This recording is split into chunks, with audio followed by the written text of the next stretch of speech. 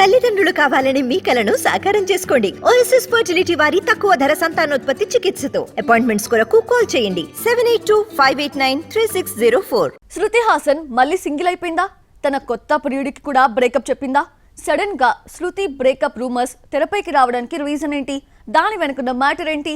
Have a look. Kollywood beauty Shruti Haasan కి ప్రేమలు breakups కొత్తేమీ కాదు. మినిమం గ్యాప్ లో లవ్ లో పడుతుంది, ఆ వెంటనే బ్రేకప్ కూడా అవుతుంది. ఇప్పుడు ఈ ముద్దుగుమ్మ మరోసారి హాట్ టాపిక్ గా మారింది. తన బాయ్ ఫ్రెండ్ శాంతను హజారికాకు బ్రేకప్ చెప్పినట్లు వార్తలొస్తున్నాయి. ఇన్స్టాలో ఒకరినొకరు అన్ఫాలో కొట్టుకోవడంతో ఇది నిజమే అంటున్నారు క్రిటిక్స్. నిజానికి శృతి హాసన్ కి బ్రేకప్స్ కొత్తేమీ కాదు. గతంలో ఆమె సిద్ధార్థ్తో డేటింగ్ చేసింది.